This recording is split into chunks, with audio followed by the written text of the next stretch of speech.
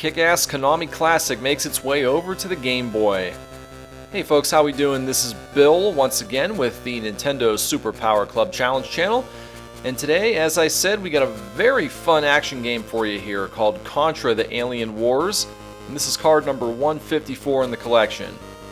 So if you played any adaptation of the Contra series, whether it was on the NES, the Super NES, or now on the Game Boy, you know exactly what you're in for. This series is the standard when it comes to side-scrolling action. And I gotta say that Konami absolutely got it right with this adaptation of the series here. It's basically Contra 3 from the Super NES ported over to the Game Boy, and given the system's limitations, I gotta say they did a very good job. The difficulty is just about right, and the action doesn't get any better on a portable system for the time. Let's go ahead and flip this over and see what we gotta do. Alright, you better strap yourselves in, because we are in it for the long haul today. Challenge states, how many missions can you complete without a continue? On Pro, that would be 5 levels. Sounds easy, kinda, sorta, for Contra. But one thing they forget to mention on this card, the game only has 5 missions. So basically, you gotta complete the whole game without continuing. And as I've said earlier, if you played any Contra game, whether it's on the NES, the Super NES, or now on the Game Boy, you know how painstakingly tough that is. It's not going to be a walk in the park by any stretch of the imagination. Fortunately, I will say that this version on the Game Boy isn't quite as Contra hard as the NES or the Super NES versions, but it is still tough, and you're going to have your work cut out for you in sections. Fortunately, you'll be able to watch this game in this video in its entirety. And it's not a perfect run, there will be a few deaths, but you can take that as a good thing because this is a learning opportunity to see what you should do and what you shouldn't do. Very fun game, I highly recommend you check it out, like many of the games in this collection. And here we go. Okay, right away you're going to see that this game drops you right into the action with very little explanation of what's going on, although if you've played Contra 3 on the Super NES, you know exactly what's happening here.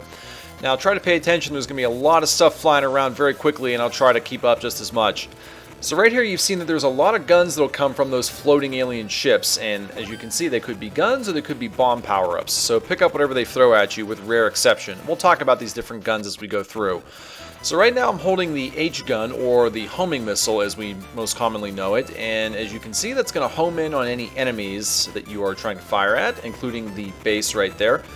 Very good gun to have. The only downside to the homing gun is that it is not very strong, so you will try to seek better guns if you're looking to cause more damage quickly.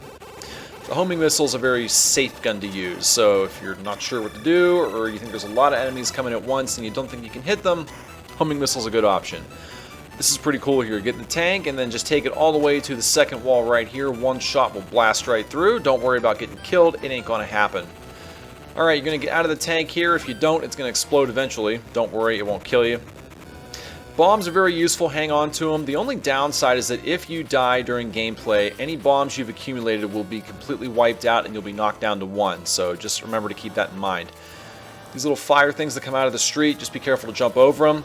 Now this is the C gun, and a very powerful gun. Whatever it hits will be destroyed very quickly, but the only downside to it is that you can't fire it as fast as the other guns here. So right here we had a B-52, I guess, came in, dropped some bombs, and set the ground on fire, so you're going to have to stay above the ground. Again, this is very, very similar to Contra 3.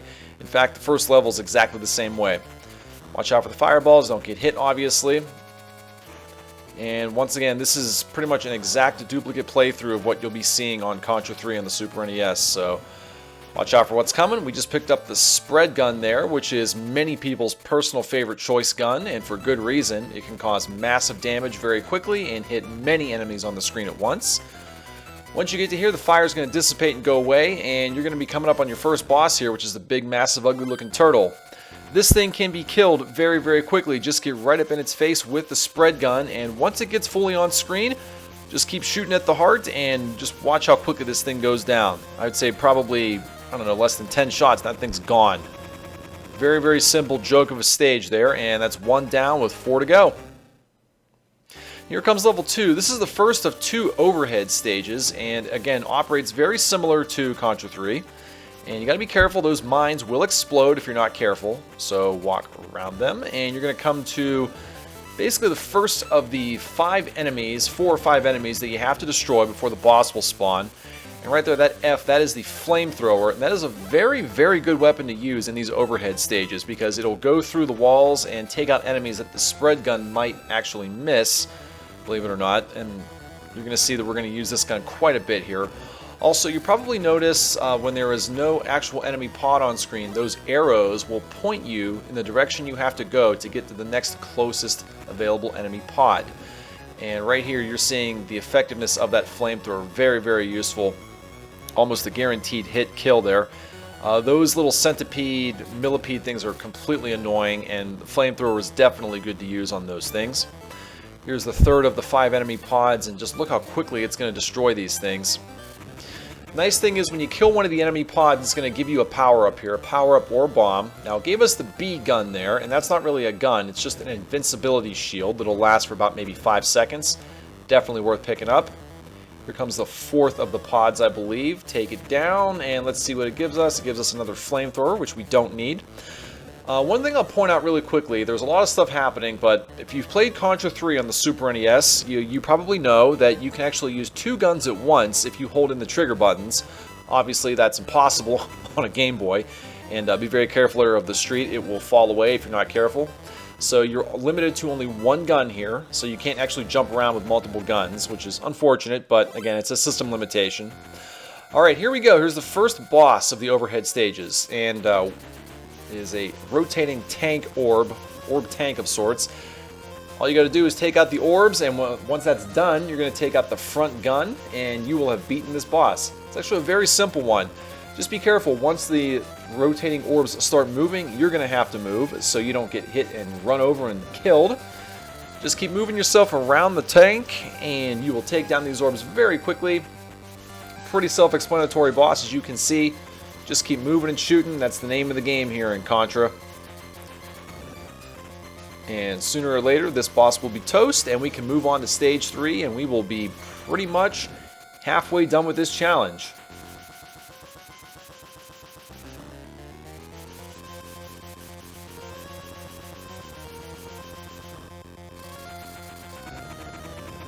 And just like that, easy peasy, we have taken out the second stage boss, and we are almost halfway through with this game and challenge.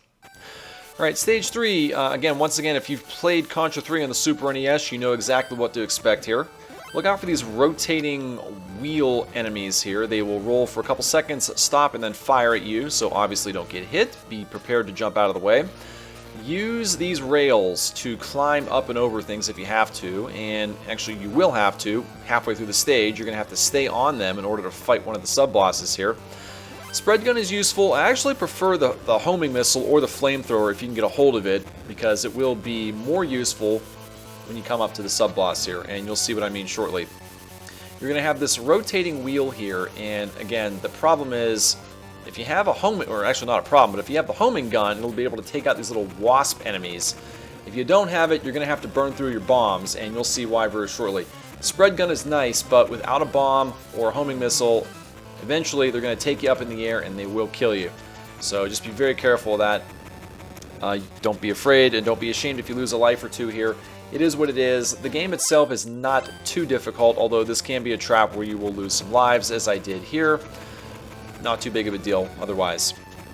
We burn through our bombs, and this is where the first sub-boss is going to show up here. He's going to be on one of these rotating wheels. And the way this one works is you just have to get on the wheel and get underneath the boss and shoot up or shoot out and over. And make sure that you do not stay on the rotating wheel when he's firing the fire straight up in the air, or it will hurt you and kill you. So get a few shots in, jump off, wait for the wheel to rotate back the other way, and then go back on and shoot underneath. Eventually, once you kill it, the wheel will start rotating faster, meaning you'll have to jump off right about here. And then the screen is going to start scrolling up like this with missiles firing up at you, so you can elect to either kill them or just avoid them like this. What you're going to have to do from here is get on the right-hand side of the wall, and then, oh, you may recognize this boss coming up here. Coming in a little bit slower than I thought he would, but there he is. It's the wall climber. And he's going to follow you very far up this wall here until eventually he will fight you legitimately. For right now, you have to stay in between his feet without getting squashed and avoiding his missiles. Now, you can do one of two things. You can choose to shoot the missiles, or you can just simply avoid them. The missiles go in a rotating pattern of up and down, so just very simply avoid the missiles until it comes time to fight him for real. Once we get in there, you'll see that the boss fight is actually not too difficult. I think that the Super NES version of this fight is considerably tougher because you don't necessarily know where exactly he's going to appear to squash you, but the actual battle itself is coming up right about here. Here we go. So you're going to watch. He's going to go up, down, maybe 4 or 5 times. He's going to stall just like that. Once you see him stall, make sure you move up or down, respectively, out of the way. So 1, 2, 3, 4, here we go. On the 4th one, he'll stall. That's your cue to get out of the way.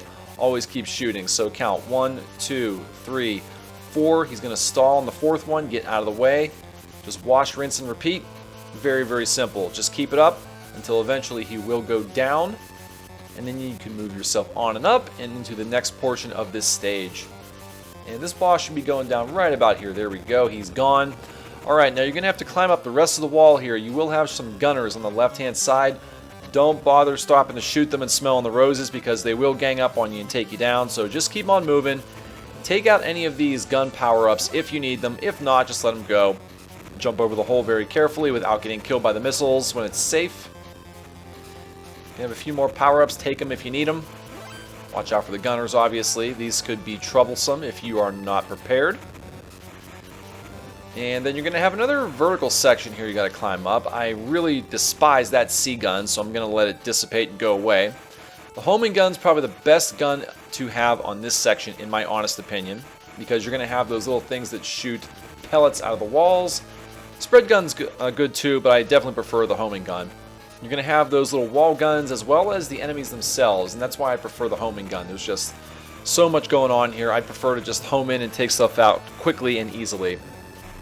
Especially if you're not used to Game Boy controls and you're more of a console gamer. Alright, moving on up, we got a couple more wheels to watch and ride, and then we're going to have a very familiar boss fight. If you've played the Contra 3 game, you know exactly what's coming up here.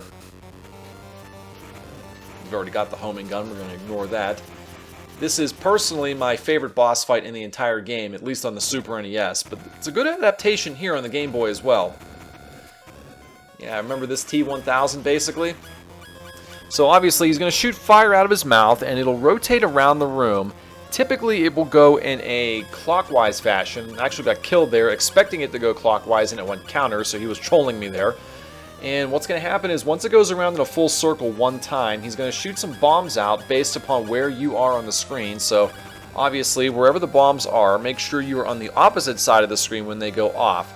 The easiest way to avoid them is to be on top of the screen when he fires the bombs at you. Then you can easily drop and get out of the way. Otherwise, it may be a little bit tougher for you. So let the fire go in a full circle, get some pot shots in at the same time. And when those bombs go off, drop down, get out of the way. And just like the last one we did, wash, rinse, and repeat. And eventually this boss will go down and you will be into the 4th stage and 4th mission of this challenge. Pretty simple stuff, I've got to say, and just about there, that should be the end of this boss. There we go.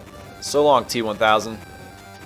Alright, stage 4, as we start entering this next one here, this is going to be yet another overhead stage. It plays very similar to stage 2. The major difference being that you're going to have quicksand traps or conveyor belts, so to speak, and they can really ruin your day if you don't know how to handle them.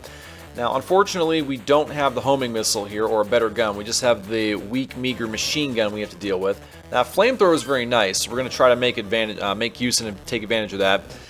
Very helpful for when you get stuck on these little sand traps, and you got these little millipede, centipede things coming after you here. So we already got 2 of the 5 gunners down. Again, I hate that C gun with a passion. We're going to ignore it. And one quick hazard you want to look out for here are these bridges, and because as you can see, once you step on them, they're going to break away, and that was very unfortunate. We got pinned in by the bridge and the enemy here. So we're back to the stupid machine gun, and we're just looking for the next enemy pod to get rid of here. And not a whole lot else needs to be said here. Just be very careful with these traps. If you can do that, you should be good to go. So I think we're just going to chime back in once we get to the boss. So just sit back, relax, and watch the end of this stage.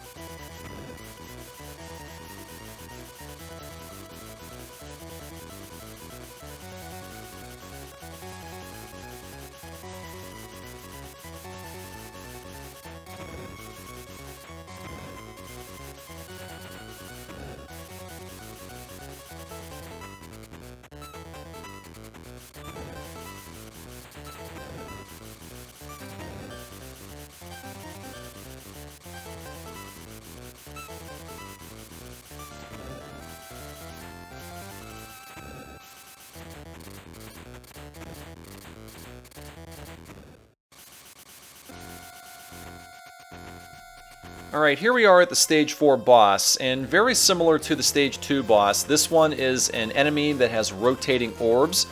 The only major difference here is that the boss itself will not chase you, it will remain stationary, and the orbs will come after you, but the catch is that they will not chase you unless you actually shoot them and make contact. So basically what that means is that if you are a good and patient shot, you can sit back and wait for the quicksand to put you in the perfect position for you to fire and hit the eyeballs, and you'll never have to worry about making contact with the orbs. And this is essentially a very easy stage boss. You'll go straight through to victory in the final level here. Unfortunately, as most people are very impatient, they want to take out the boss quickly, so you're going to have to deal with the rotating orbs at the same time, which honestly is fine by me. It makes the battle more fun and more challenging. So just be careful. You could have 2, 3, or possibly even all 4 orbs coming at you at the exact same time, but it's fun. It makes the game fun. One more to go, and then we should be on to the final level, and as you might expect, it's the hardest of the 5, and it's coming up right about now. So there we go. That's 4 challenges down, 2 regulars and 2 overheads, and they've saved the best for last. Let's see what we got. Alright, this is the final free-for-all here, and many ways to approach it. Honestly, I prefer to use the homing gun here because you're going to have several little mini checkpoints here that make the homing missile almost essential. Spread gun still works very well, don't get me wrong, but believe it or not, you're going to see that spread gun will not hit the enemy projectiles that this thing is going to shoot out of its mouth. The homing missile is much more preferred, and it's coming up pretty soon right after this platform. Here it is right here. So see what I mean? You can actually get on the platform and shoot, and it will miss that enemy projectile, and I think they did it that way on purpose, knowing that people would like to abuse and cheese the spread gun here. So if that is what you have like me, you're going to have to get a few shots in and then jump out of the way to avoid those projectiles. Fortunately, got a little bit of skill here, and we were able to show it off there. Alright, moving on, we're going to have at least 1 to 2 more of those little wall boss checkpoints we have to get through here, and the second one should be coming up fairly soon. Going to have a lot of enemies coming after you here, and there we go. There's the homing gun. That's exactly what we were hoping for. It's going to make this next section much more easier. Again, the downside is that it will take a little bit longer to take out this boss, but it is a lot safer. So those bullets will home in on the projectiles and then go right back to taking out the boss. So you just have to sit back and count to 10, count some sheep, and eventually you'll be moving on to the last part of this level here and the first actual boss. Here we go, moving along. I got a few more enemies. It's much more of the same. We're going to go ahead and take the spread gun here. We could go with the homing missile, but I think at this point the spread gun's a fair bet. Now, if you played Super C on the NES, you recognize this boss. In fact, he made an appearance in Contra 3 as well. But you can actually defeat this boss without taking a hit by cheesing him. Get up on top of the ceiling, wait for him to fire his projectiles, then get him right on top of his head and shoot straight down once he opens his vulnerable area. And you can just do that several times over, and this boss will be completed without taking a hit.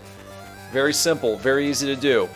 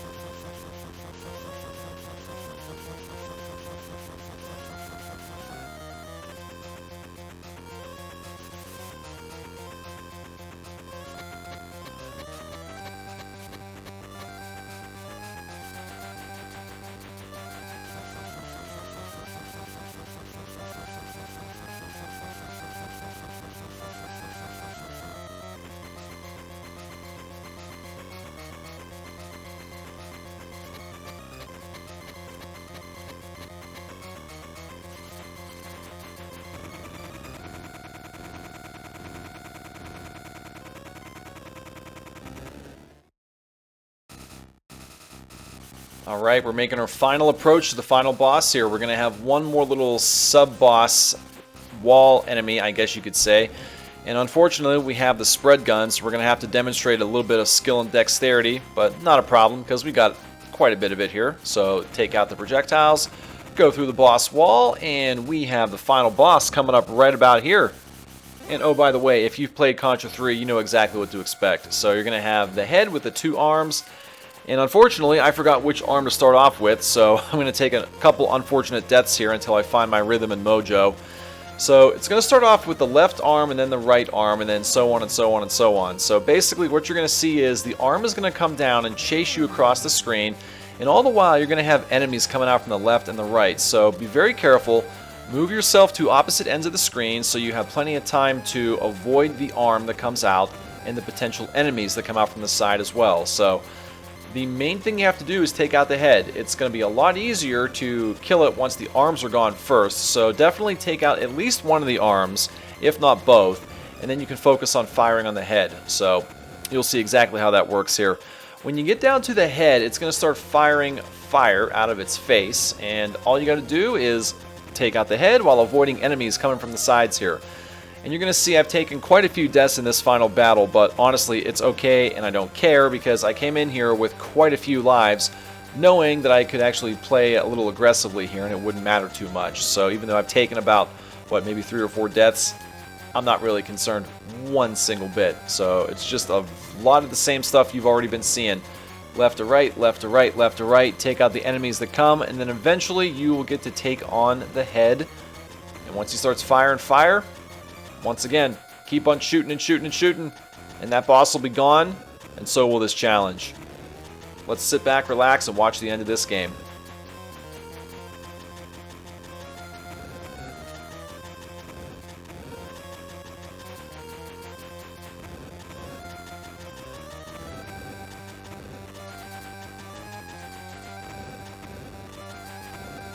Okay, here we go. Now the final boss is finally in his final form, and he's going to start shooting fire, as I mentioned. He'll shoot straight down and then rotate over to the right, left, etc.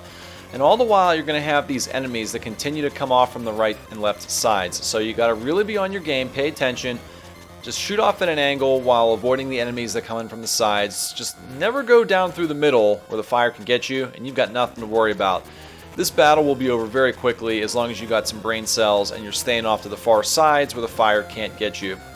And that should just about put an end to this game here in a few more shots. I think it's coming up very, very soon. We'll just have to sit back and watch the final few shots here. You can sit back and do this forever, basically.